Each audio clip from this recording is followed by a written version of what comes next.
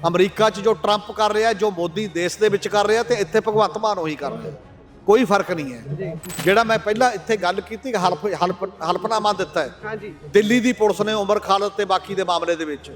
ਉਹ ਕਹਿੰਦੇ ਨੇ ਗਨ ਲੈ ਕੇ ਮਾਰਨ ਵਾਲਾ ਬੰਦਾ ਇਹ ਅੱਤਵਾਦੀ ਨਹੀਂ ਹੈ।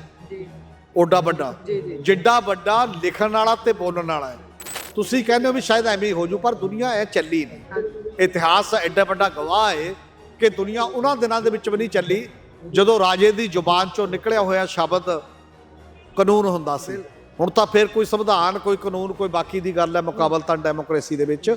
ਇਸ ਕਰਕੇ ਇਹਨਾਂ ਨੂੰ ਇਹ ਸੋਚਣਾ ਸਮਝਣਾ, ਇੱਥੇ ਨਾ ਸੰਵਿਧਾਨ ਦੀ ਮੰਨੀ ਜਾ ਰਹੀ ਹੈ, ਨਾ ਕਾਨੂੰਨ ਦੀ ਮੰਨੀ ਜਾ ਰਹੀ ਹੈ।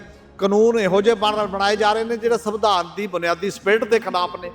ਹਾਲਾਂਕਿ ਉਹ ਕਾਨੂੰਨ ਰਹਿ ਹੀ ਨਹੀਂ ਸਕਦਾ। 5-5 ਸਾਲ ਤੱਕ ਤੁਸੀਂ ਜ਼ਮਾਨਤ ਨਾ ਦਿਓ। ਇੱਥੇ ਬੰਦੀ ਸਿੰਘ ਨੇ ਜਿਨ੍ਹਾਂ ਨੇ ਇੰਨੀ ਸਜ਼ਾ ਭੁਗਤ ਲਈ ਹੈ, ਉਹਨਾਂ ਦੀ ਰਿਹਾਈ ਦੀ ਤੁਸੀਂ ਗੱਲ ਨਾ ਕਰੋ। ਦੂਜੇ ਪਾਸੇ ਜਿਹੜੇ ਹੋ ਰਹੇ ਨੇ ਉਹ ਬਿਲਕਿਸ ਬਾਨੋ ਦੇ ਕੇਸ ਸੀ, ਰੇਪਿਸਟ ਤੇ ਜਿਹੜੇ ਮਰਡਰਰ ਸੀ, ਉਹਨਾਂ ਨੂੰ ਤੁਸੀਂ ਸਜ਼ਾ ਘਟਾਤੀ ਸੀ। ਜੇ ਲੋਕ ਰੌਲਾ ਨਾ ਪਾਉਂਦੇ ਦੁਬਾਰਾ ਉਹਨਾਂ ਨੇ ਸੱਤਾ 'ਚ ਕਿੱਥੇ ਜਾਣਾ ਸੀ। ਜਿਹੜੀਆਂ ਅੱਗੇ ਕੋਈ ਪਾਰਟੀਆਂ ਹੁੰਦੀਆਂ ਸੀ, ਉਹਨਾਂ ਦਾ ਕੋਈ ਵਿਜ਼ਨ ਹੁੰਦਾ ਸੀ ਕਿ ਮੈਂ ਸੱਤਾ 'ਚ ਆ ਕੇ ਕੀ ਕਰਨਾ ਹੈ। ਕੋਈ ਫੈਡਰਲਿਜ਼ਮ ਦੀ ਲੜਾਈ ਲੜਦਾ ਸੀ, ਕੋਈ ਆਈਡੀਓਲੋਜੀ ਨਾਲ ਚੱਲਦਾ ਸੀ, ਕੋਈ ਕਹਿੰਦਾ ਮੈਂ ਸੈਕੂਲਰ ਆ, ਕੋਈ ਕਹਿੰਦਾ ਮੈਂ ਫਲਾਨਾ। ਹੁਣ ਆਈਡੀਓਲੋਜੀ ਸਾਰੀ ਇੱਕੋ ਹੋ ਗਈ ਕਿ ਕਾਰਪੋਰੇਟ ਨੇ ਜੋ ਤੁਹਾਨੂੰ ਕਿਹਾ ਹੈ ਉਹ ਕਰਨਾ ਹੈ। 5 ਸਾਲ ਦੀ ਇਲੈਕਸ਼ਨ ਇੱਕ ਪੜਾਅ ਹੈ। ਉਹ ਪੜਾਅ ਤੇ ਤੁਸੀਂ ਸਰਕਾਰ ਬਦਲ ਸਕਦੇ ਹੋ ਜਾਂ ਉਹਨੂੰ ਲਿਆਉਣਾ ਜਾਂ ਇਹ ਤੁਹਾਡੇ ਕੋਲ ਹੈ। ਪਰ ਬਾਕੀ 5 ਸਾਲ ਵੀ ਡੈਮੋਕ੍ਰੇਸੀ ਰੋਜ਼ ਜਿਉਣੀ ਪੈਂਦੀ ਹੈ। ਜੇ ਰੋਜ਼ ਨਹੀਂ ਜਿਉਣ ਲੱਗਣਗੇ ਲੋਕ ਤਾਂ 5 ਸਾਲ ਵਾਲੀ ਵੀ ਤੁਹਾਡੇ ਹੱਥ 'ਚ ਨਹੀਂ ਰਹਿਣੀ, ਜਿਵੇਂ ਅੱਜ ਕੱਲ੍ਹ SIR ਦਾ ਚੱਲਦਾ। ਸਤਿ ਸ਼੍ਰੀ ਅਕਾਲ। ਪੰਜਾਬੀ ਰੇਡੀਓ ਤੇ ਪੰਜਾਬੀ ਟੀਵੀ USA ਇਸ ਸਮੇਂ ਤੁਸੀਂ ਵੇਖ ਰਹੇ ਹੋ। ਮੇਰੇ ਨਾਲ ਸੀਨੀਅਰ ਪੱਤਰਕਾਰ ਸਰਦਾਰ ਹਮੀਤ ਸਿੰਘ ਜੀ ਮੌਜੂਦ ਨੇ। ਗੱਲਬਾਤ ਉਹਨਾਂ ਦੇ ਨਾਲ ਕਰਾਂਗੇ। ਸਰ, ਅੱਜ ਆਪਾਂ ਇੱਥੇ ਇਕੱਠੇ ਹੋਏ ਆ। ਆਮ ਤੌਰ ਤੇ ਮੰਨਿਆ ਜਾਂਦਾ ਵੀ ਪੱਤਰਕਾਰ ਆਮ ਲੋਕਾਂ ਦੀ ਆਵਾਜ਼ ਬਣਦੇ ਨੇ। ਉਹ ਧਰਨਿਆਂ ਨੂੰ ਕਵਰ ਕਰਦੇ ਨੇ, ਹਾਸ਼ੀਏ ਤੇ ਧੱਕੇ ਗਏ ਲੋਕਾਂ ਦੀ ਗੱਲ ਕਰਦੇ ਨੇ। ਪਰ ਜਦੋਂ ਆਪ ਪੱਤਰਕਾਰਾਂ ਨੂੰ ਇੱਥੇ ਆਉਣਾ ਪੈ ਜਾਵੇ, ਆਪਣੀ ਆਵਾਜ਼ ਚੁੱਕਣੀ ਪੈ ਜਾਵੇ, ਤਾਂ ਕੀ ਦਿਮਾਗ 'ਚ ਆਉਂਦਾ? ਇਹ ਮੁੱਦਿਆਂ ਤੋਂ ਪਰਾਂ ਤੱਕਣ ਦੀ ਗੱਲ ਹੈ ਜਾਂ ਗੱਲ ਕੋਈ ਹੋਰ ਹੈ ਇਹਦੇ ਵਿੱਚ? ਨਹੀਂ, ਗੱਲ ਇਹ ਹੈ ਕਿ ਸਟੇਟ ਜਿਹੜੀ ਆ ਉਹ ਪਾਵਰਫੁਲ ਬਣਦੀ ਜਾ ਰਹੀ ਹੈ। ਉਹ ਹਰ ਜ਼ੁਬਾਨ ਬੰਦ ਕਰਨਾ ਚਾਹੁੰਦੀ ਹੈ। ਉਹ ਚਾਹੇ ਯੂਨੀਵਰਸਿਟੀ ਦਾ ਪ੍ਰੋਫੈਸਰ ਲਿਖੂਗਾ, ਉਹਦੀ ਜ਼ੁਬਾਨ ਵੀ ਬੰਦ ਕਰਨਾ ਚਾਹੁੰਦੀ ਹੈ। ਉਹ ਜੇਕਰ ਕੋਈ ਪੱਤਰਕਾਰ ਲਿਖੂ ਜਾਂ ਬੋਲੂਗਾ, ਉਹਦੀ ਜ਼ੁਬਾਨ ਵੀ ਬੰਦ ਕਰਨਾ ਚਾਹੁੰਦੀ ਹੈ। ਇਹ ਇਕੱਲਾ ਇੱਥੇ ਦੀ ਸਰਕਾਰ ਦਾ ਸਵਾਲ ਨਹੀਂ। ਅਮਰੀਕਾ 'ਚ ਜੋ ਟਰੰਪ ਕਰ ਰਿਹਾ, ਜੋ ਮੋਦੀ ਦੇਸ਼ ਦੇ ਵਿੱਚ ਕਰ ਰਿਹਾ, ਤੇ ਇੱਥੇ ਭਗਵੰਤ ਮਾਨ ਉਹੀ ਕਰ ਰਿਹਾ। ਕੋਈ ਫਰਕ ਨਹੀਂ ਹੈ। ਜਿਹੜਾ ਮੈਂ ਪਹਿਲਾਂ ਇੱਥੇ ਗੱਲ ਕੀਤੀ, ਹਲਫਨਾਮਾ ਦਿੱਤਾ ਹੈ ਦਿੱਲੀ ਦੀ ਪੁਲਿਸ ਨੇ ਉਮਰ ਖਾਲਦ ਤੇ ਬਾਕੀ ਦੇ ਮਾਮਲੇ ਦੇ ਵਿੱਚ। ਉਹ ਕਹਿੰਦੇ ਨੇ ਗਨ ਲੈ ਕੇ ਮਾਰਨ ਵਾਲਾ ਬੰਦਾ ਇਹ ਅੱਤਵਾਦੀ ਨਹੀਂ ਹੈ।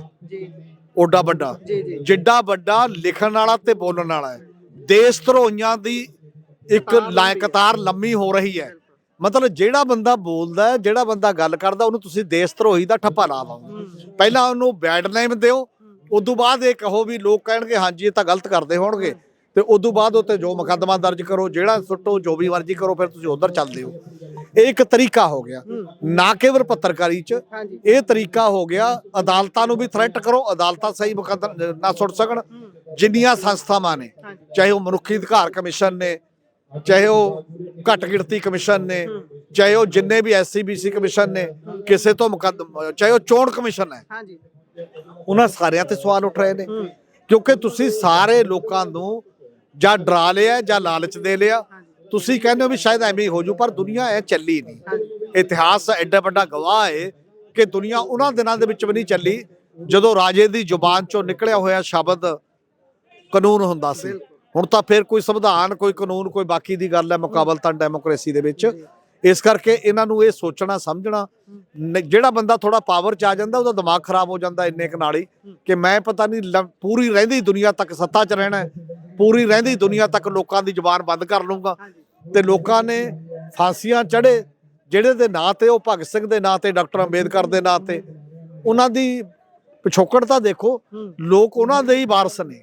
ਜੇ ਉਹਨਾਂ ਦੇ ਵਾਰਸ ਨੇ, ਜਿੱਥੇ ਹੁਣੇ ਸਰਹੰਦ ਦੇ ਵਿੱਚ ਐਡੋ ਵੱਡਾ ਸ਼ਹੀਦੀ ਸਮਾਗਮ ਜਿਹੜੇ ਹੋਏ ਨੇ ਸਾਹਿਬਜ਼ਾਦਿਆਂ ਦੀ ਯਾਦ 'ਚ, ਤੇ ਜੇ ਉਹ 7 ਤੇ 9 ਸਾਲ ਦੇ ਸਾਹਿਬਜ਼ਾਦੇ ਉਹ ਮੁਗਲ ਹਕੂਮਤ ਸਾਹਮਣੇ ਡਟੇ ਰਹੇ, ਨੀਹਾਂ 'ਚ ਚਿਣਵਾ ਦਿੱਤੇ ਗਏ, ਤੇ ਤਾਂ ਵੀ ਤਾਂ ਬਾਕੀ ਉਹਨਾਂ ਦੇ ਵਾਰਸ ਹੀ ਨੇ। ਉਹਨਾਂ ਨਹੀਂ ਕਰ ਸਕਣਗੇ, ਪਰ ਇਹ ਤਾਂ ਨਹੀਂ ਤੁਸੀਂ ਬੰਦ ਕਰਾ ਦੋਗੇ, ਬੰਦ ਨਹੀਂ ਹੋਣਗੇ। ਸਰ ਇੱਥੇ ਗੱਲ ਇਹ ਆ ਜਾਂਦੀ ਹੈ, ਜਿੱਦਾਂ ਆਪਾਂ ਤੁਸੀਂ ਗੱਲ ਕੀਤੀ ਉਮਰ ਖਾਲਿਦ ਹੋਣਾ ਦੀ, ਉਮਰ ਖਾਲਿਦ ਤੇ ਜੋ ਵੀ ਸਰਕਾਰ ਕਰ ਰਹੀ ਹੈ ਉਸ ਨੂੰ ਲੈ ਕੇ ਕੋਈ ਵੀ ਉਸ ਦੇ ਖਿਲਾਫ ਨਹੀਂ ਬੋਲਦਾ, ਸਰਕਾਰ ਦੁਆਰਾ ਕੀਤੇ ਜਾ ਰਹੇ ਦੇ ਖਿਲਾਫ। ਕਿਉਂ ਕਹਿੰਦੇ ਨੇ ਵੀ ਅਸੀਂ ਵੀ ਕਿਤੇ ਐਂਟੀ ਨੈਸ਼ਨਲ ਦੀ ਕਤਾਰ ਦੇ ਵਿੱਚ ਨਾ ਖੜੀਏ। ਪਰ ਜਦੋਂ ਵੈਨੀਜ਼ੁਏਲਾ ਦੇ ਵਿੱਚ ਟਰੰਪ ਜੋ ਕੁਝ ਕਰਦਾ ਹੈ, ਮਮਦਾਨੀ ਹਾਲੇ ਉਹਨੇ ਕੱਲ ਸਹੁੰ ਚੱਕੀ ਕਹਿ ਲਓ, ਉਹ ਟਵੀਟ ਕਰ ਦਿੰਦਾ ਵੀ ਭਾਈ ਇਹ ਇੰਟਰਨੈਸ਼ਨਲ ਲਾਅ ਦਾ ਉਲੰਘਣ ਹੈ, ਤੁਸੀਂ ਉਲੰਘਣ ਕਰ ਰਹੇ ਹੋ। ਉਹ ਇੱਕ ਇੰਨਾ ਮਾਈਲੇਜ ਹੋ ਜਾਂਦਾ, ਇੱਕ ਪਾਸੇ ਮਾਈਲੇਜ ਇੱਥੇ ਵੀ ਹੈ ਪਰ ਉਹਨੂੰ ਵਰਤਣਾ ਨਹੀਂ ਚਾਹੁੰਦੇ ਜਾਂ ਫਿਰ ਵਰਤਿਆ ਨਹੀਂ ਜਾ ਪਾਉਂਦਾ ਵੀ ਭਾਈ ਡਰ ਲੱਗਦਾ। ਤੇ ਦੂਸਰੇ ਪਾਸੇ ਇਹੀ ਗੱਲ ਜਦੋਂ ਇੱਧਰ ਆ ਜਾਂਦੀ ਹੈ ਵੀ ਕੋਈ ਵੀ ਚੱਕ ਕੇ ਪਰਚਾ ਪਾ ਦਿੰਦਾ ਹੈ, ਪੁਲਿਸ ਦੀ ਕੋਈ ਕ੍ਰੈਡੀਬਿਲਿਟੀ ਨਹੀਂ। ਤੁਸੀਂ ਆਮ ਤੌਰ ਤੇ ਗੱਲ ਕਰਦੇ ਹੋ ਵੀ ਭਾਈ ਫਿਰ ਉਸ ਵਿਅਕਤੀ ਦੇ ਕੀਮਤੀ 5 ਸਾਲ 7 ਸਾਲ ਉਹ ਜਿਹੜੇ ਰੁਲ ਗਏ ਉਹਦੀ ਕੋਈ ਉਹਨੂੰ ਕੰਪਨਸੇਟ ਕੀਤਾ ਜਾਣਾ, ਕੁਝ ਮਿਲਣਾ। ਇਹ ਦੋਵੇਂ ਗੱਲਾਂ ਨੂੰ ਕਿਵੇਂ ਵੇਖਦੇ ਹੋ ਤੁਸੀਂ? ਨਹੀਂ, ਬਿਲਕੁਲ ਨਾ ਕੇਵਲ ਇੰਟਰਨੈਸ਼ਨਲ ਨਾ ਹੈ, ਇੰਟਰਨੈਸ਼ਨਲੀ ਤਾਂ ਵੈਸੇ ਸਾਰੇ ਦੇਸ਼ਾਂ ਨੇ ਜਿਹੜਾ universal declaration of human rights ਹੈ, ਜਿਹੜਾ 10 ਦਸੰਬਰ 1948 ਨੂੰ ਲਾਗੂ ਹੋਇਆ ਸੀ, ਉਹ ਸਾਰੇ ਦੇਸ਼ਾਂ ਤੇ ਹੈ।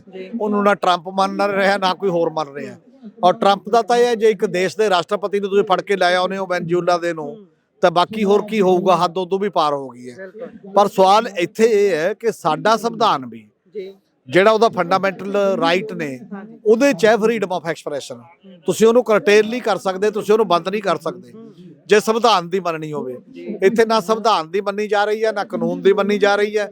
ਕਾਨੂੰਨ ਇਹੋ ਜਿਹੇ ਬਣਾਏ ਜਾ ਰਹੇ ਨੇ ਜਿਹੜੇ ਸੰਵਿਧਾਨ ਦੀ ਬੁਨਿਆਦੀ ਸਪਿਰਿਟ ਦੇ ਖਿਲਾਫ ਨੇ, ਹਾਲਾਂਕਿ ਉਹ ਕਾਨੂੰਨ ਰਹਿ ਹੀ ਨਹੀਂ ਸਕਦਾ। ਜਿਵੇਂ ਇਹ ਸਾਰੇ ਭੀਮਾ ਕੋਰੇਗਾਂਵ ਕੇਸ ਹੈ, ਚਾਹੇ ਉਮਰ ਖਾਲਿਦ ਹੈ, 5-5 ਸਾਲ ਤੱਕ ਤੁਸੀਂ ਜ਼ਮਾਨਤ ਨਾ ਦਿਓ। ਇੱਥੇ ਬੰਦੀ ਸਿੰਘ ਨੇ ਜਿਨ੍ਹਾਂ ਨੇ ਇੰਨੀ ਸਜ਼ਾ ਭੁਗਤ ਲਈ ਹੈ, ਉਹਨਾਂ ਦੀ ਰਿਹਾਈ ਦੀ ਤੁਸੀਂ ਗੱਲ ਨਾ ਕਰੋ। ਦੂਜੇ ਪਾਸੇ ਜਿਹੜੇ ਹੋ ਰਹੇ ਨੇ ਉਹ ਬਿਲਕਿਸ ਬਾਨੋ ਦੇ ਕੇਸ ਸੀ, ਰੇਪਿਸਟ ਤੇ ਜਿਹੜੇ ਮਰਡਰਰ ਸੀ, ਉਹਨਾਂ ਨੂੰ ਤੁਸੀਂ ਸਜ਼ਾ ਘਟਾਤੀ ਸੀ। ਜੇ ਲੋਕ ਰੌਲਾ ਨਾ ਪਾਉਂਦੇ ਦੁਬਾਰਾ ਉਹਨਾਂ ਨੇ ਸੱਤਾ 'ਚ ਕਿੱਥੇ ਜਾਣਾ ਸੀ, ਜੇਲ੍ਹ 'ਚ। ਹੁਣ ਕੁਲਦੀਪ ਸਿੰਗਰ ਦਾ ਇਹੀ ਮਾਮਲਾ ਹੈ। ਹੁਣ ਦੁਬਾਰਾ ਸੁਪਰੀਮ ਕੋਰਟ ਨੇ ਕਿਹਾ ਕਿ ਜੀ ਨਹੀਂ, ਇਹ ਗਲਤ ਹੈ, ਜ਼ਮਾਨਤ ਰੱਦ ਕਰਤੀ। ਪਰ ਉਹ ਤਾਂ ਹੋਇਆ ਕਿਉਂ ਲਾਉਣਾ ਪੈਂਦਾ? ਉਹ ਤਾਂ ਹੈ ਕਿ ਲੋਕ ਜਾਗਰੂਕ ਨੇ, ਲਾਉਣਾ ਹੀ ਪਊਗਾ। ਜਦੋਂ ਸੱਤਾ ਨਿਰੰਕੁਸ਼ ਹੋ ਗਏ ਉਦੋਂ ਕੋਈ ਚਾਰਾ ਨਹੀਂ ਹੁੰਦਾ, ਲੋਕਾਂ ਨੂੰ ਹੀ ਮੈਦਾਨ 'ਚ ਆਉਣਾ ਪੈਂਦਾ। ਔਰ ਜੇ ਲੋਕ ਸੁੱਤੇ ਰਹਿਣਗੇ ਜਿੱਥੇ ਜਿੱਥੇ ਦੇ, ਉੱਥੇ ਉਹ ਫਿਰ ਉਸੇ ਢੰਗ ਦੇ ਨਾਲ ਚਲਾਉਂਦੇ ਰਹਿਣਗੇ ਆਪਣੀ ਗੱਲ। ਜਿੱਥੇ ਜਿੱਥੇ ਲੋਕਾਂ ਦੀ ਜਾਗਰੂਕਤਾ ਵਧੂਗੀ ਉੱਥੇ ਉੱਥੇ ਸੱਤਾ ਨੂੰ ਪਿੱਛੇ ਹਟਣਾ ਪਏਗਾ। ਇਹ ਜ਼ਰੂਰੀ ਚੀਜ਼ ਹੈ ਲੋਕਾਂ ਦਾ ਬਾਹਰ ਆਉਣਾ। ਜੀ ਸਰ, ਆਖਰੀ ਸਵਾਲ, ਇੱਕ ਗੱਲ ਇਹ ਕਹੀ ਜਾਂਦੀ ਹੈ ਵੀ ਜਦੋਂ ਮੰਨ ਲਓ 22 ਦੇ ਵਿੱਚ ਕੋਈ ਪਾਰਟੀ ਜਿੱਤ ਗਈ, 22 ਤੋਂ ਬਾਅਦ ਸਿੱਧਾ 27 ਕਿਉਂ ਦਿਖਣ ਲੱਗ ਜਾਂਦੀ ਹੈ? ਵਿਚਾਲੇ ਵਾਲੇ ਸਾਲਾਂ ਨੂੰ ਮਨਫੀ ਕਰ ਦਿੱਤਾ ਜਾਂਦਾ, ਸਿਰਫ ਇਲੈਕਸ਼ਨ ਵੱਲ ਦੌੜ ਰਹਿ ਜਾਂਦੀ ਹੈ ਵੀ ਭਾਈ ਆਪਾਂ ਫਲਾਨੀ ਚੀਜ਼ ਫ੍ਰੀ ਕਰ ਦਈਏ, ਆਹ ਕਰ ਦਈਏ, ਉਹ ਕਰ ਦਈਏ। ਅਜਿਹਾ ਕਿਉਂ ਹੈ? ਕੀ ਇਸ ਦਾ ਕੋਈ ਤੋੜ ਲੱਭਿਆ ਜਾ ਸਕਦਾ ਵੀ ਭਾਈ ਸਰਕਾਰਾਂ ਜਦੋਂ ਸੱਤਾ 'ਚ ਆ ਜਾਂਦੀਆਂ ਨੇ, ਉਹ ਸੱਤਾ ਦੇ ਵਿੱਚ ਲੋਕਾਂ ਦੀ ਭਲਾਈ ਦੇ ਲਈ ਕੰਮ ਕਰਨ, ਕਿਉਂਕਿ ਉਹਨਾਂ ਦਾ ਕੰਮ ਵੀ ਭਲਾਈ ਕਰਨਾ ਹੈ। ਫਿਰ ਉਹਨਾਂ ਨੂੰ ਸਿੱਧਾ 27 ਦਿਖਣਾ ਕਿਉਂ ਲੱਗ ਜਾਂਦਾ? ਇਹਦਾ ਕੋਈ ਤੋੜ ਹੈ? ਕੁਝ ਕੀਤਾ ਜਾ ਸਕਦਾ ਇਹਦੇ ਲਈ? ਨਹੀਂ, ਬੜਾ ਤੋੜ। ਇਹਦਾ ਤੋੜ ਹੀ ਇਹ ਹੈ, ਪਹਿਲਾਂ ਤਾਂ ਸਾਡੀਆਂ ਸਿਆਸੀ ਪਾਰਟੀਆਂ ਨੇ ਆਪਣਾ ਨਜ਼ਰੀਆ ਸੁਗੇੜ ਲਿਆ। ਜਿਹੜੀਆਂ ਅੱਗੇ ਕੋਈ ਪਾਰਟੀਆਂ ਹੁੰਦੀਆਂ ਸੀ, ਉਹਨਾਂ ਦਾ ਕੋਈ ਵਿਜ਼ਨ ਹੁੰਦਾ ਸੀ ਕਿ ਮੈਂ ਸੱਤਾ 'ਚ ਆ ਕੇ ਕੀ ਕਰਨਾ ਹੈ। ਕੋਈ ਫੈਡਰਲਿਜ਼ਮ ਦੀ ਲੜਾਈ ਲੜਦਾ ਸੀ, ਕੋਈ ਆਈਡੀਓਲੋਜੀ ਨਾਲ ਚੱਲਦਾ ਸੀ, ਕੋਈ ਕਹਿੰਦਾ ਮੈਂ ਸੈਕੂਲਰ ਹਾਂ, ਕੋਈ ਕਹਿੰਦਾ ਮੈਂ ਫਲਾਨਾ। ਹੁਣ ਆਈਡੀਓਲੋਜੀ ਸਾਰੀ ਇੱਕੋ ਹੋ ਗਈ ਕਿ ਕਾਰਪੋਰੇਟ ਨੇ ਜੋ ਤੁਹਾਨੂੰ ਕਿਹਾ ਹੈ ਉਹ ਕਰਨਾ ਹੈ, ਇਦੋਂ ਬਿਨਾਂ ਕੁਝ ਨਹੀਂ ਕਰਨਾ।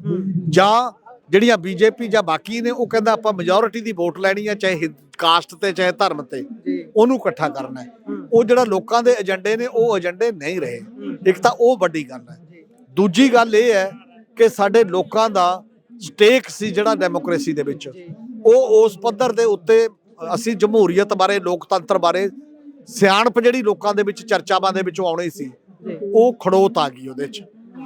ਕਿਉਂਕਿ ਇਹ ਦੋ ਚੀਜ਼ਾਂ ਨੇ, ਨਹੀਂ ਲਿਆਂਦੀ ਪਾਰਟੀਆਂ ਨੇ ਵੀ। ਜਿਵੇਂ ਅੱਗੇ ਸੀ, ਜਦੋਂ ਸਰਕਾਰ ਕੋਈ ਗਲਤ ਕਰਦੀ ਸੀ ਤਾਂ ਆਪੋਜੀਸ਼ਨ ਪਾਰਟੀਆਂ ਲੋਕਾਂ ਨੂੰ ਲਾਮਬੰਦ ਕਰਦੀਆਂ ਸੀ, ਧਰਨਿਆਂ 'ਚ, ਮੁਜ਼ਾਹਰਿਆਂ 'ਚ, ਮੋਰਚੇ ਲਾਉਂਦੀਆਂ ਸੀ। ਹੁਣ ਮੋਰਚੇ ਲੱਗਣੇ ਬੰਦ ਨੇ, ਖਾਸ ਤੌਰ ਤੇ ਪੰਜਾਬ 'ਚ ਤਾਂ ਅਕਾਲੀ ਦਲ ਇਹ ਕਰਦਾ ਹੀ ਕਰਦਾ ਸੀ, ਹੁਣ ਇਹ ਬੰਦ ਨੇ।